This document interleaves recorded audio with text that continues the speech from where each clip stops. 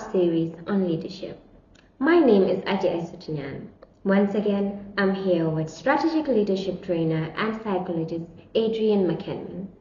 I'm looking forward to today's episode, as the title alone seems intriguing.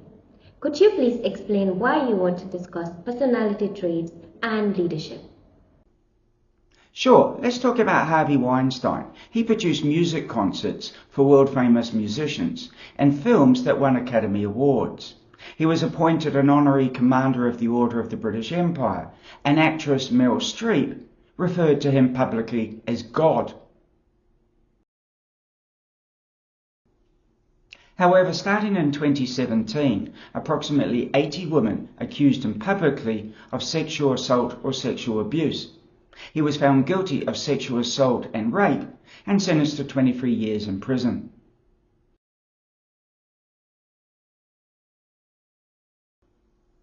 Once arrested, one of his friends suggested that he was a sex addict. Several authors stated that he was addicted to power, and a mental health counsellor believed that he could be diagnosed with sexual sadism disorder.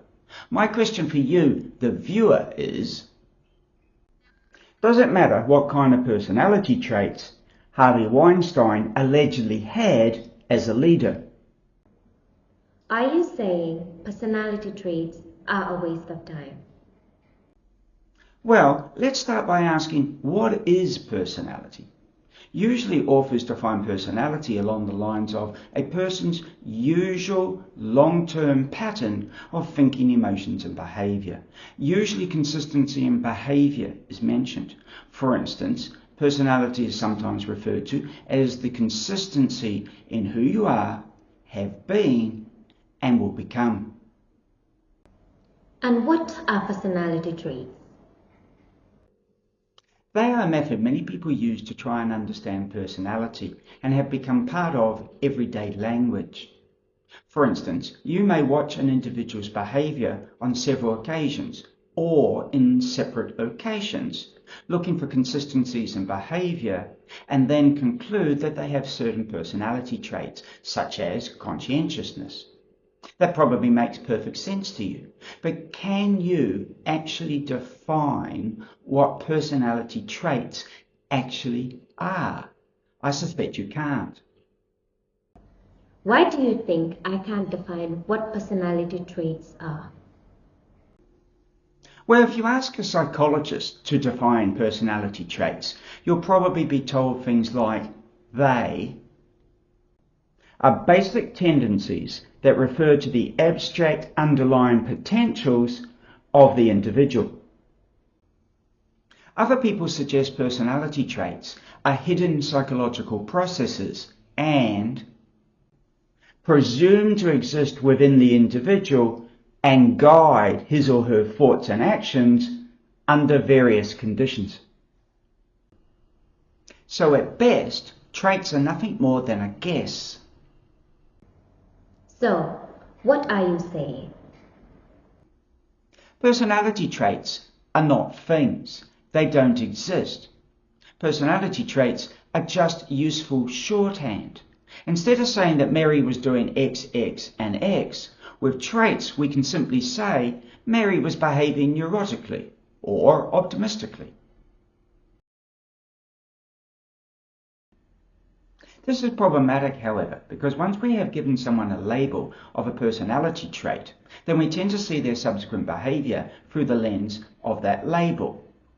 Most behaviour occurs because we have a thought, which leads to emotions, and they lead to behaviours. This is the basis of cognitive behaviour therapy. So, instead of viewing a leader as a psychopath, maybe a better way to view them is they're having certain thoughts that lead to certain behaviours.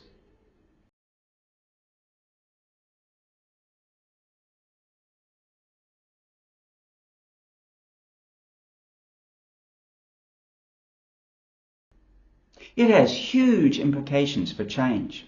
For instance, imagine a leader behaves in a way that most people would label as grandiose narcissistic.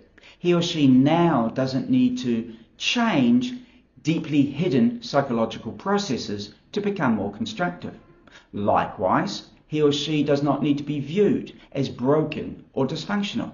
Instead, the leader can learn techniques such as cognitive behaviour techniques to consistently change the way they think in a more constructive manner. So, going back to Harvey Weinstein, what's your point? Two questions are paramount. First, upon release from jail, what will be his future thoughts, emotions and behaviour? And second, is he willing to change his thinking and preferably train his thinking? Similarly, it doesn't matter what you score on a personality questionnaire. What matters is your future thinking, emotions and behaviour, and whether you are willing to change your thinking and preferably train your thinking. You are saying change your thinking and you can change who you are. However, people are very resistant to change. Could you discuss this with more extreme people in mind, such as an authoritarian leader? Leaders described as authoritarian assert strong authority and control over subordinates, demand unquestioned obedience, disregard subordinates' interests, make unilateral decisions, are abusive, and are usually self-centered.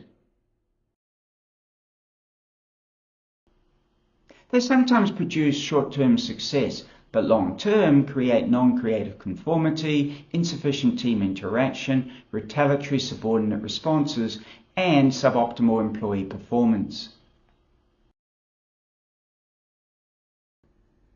A good example is football coach Felix Magath. He's considered old-fashioned, unpleasant, unable to connect with his players, and one of his nicknames is the torturer. You are correct that most people are highly resistant to change, but that doesn't mean that Felix can't change.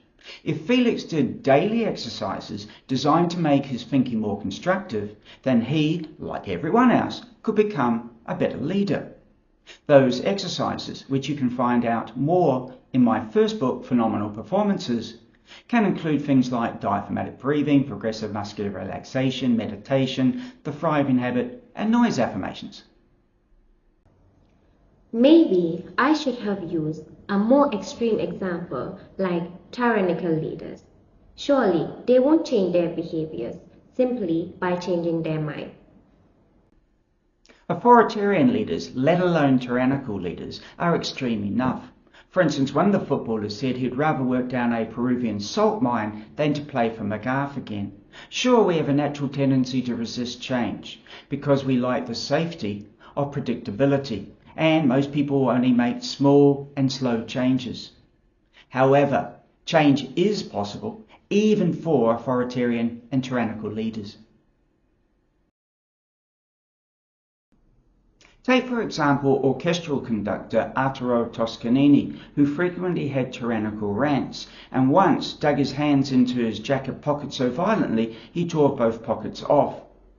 Even Toscanini can learn to change his thinking, and thus his life and the lives of those he leads.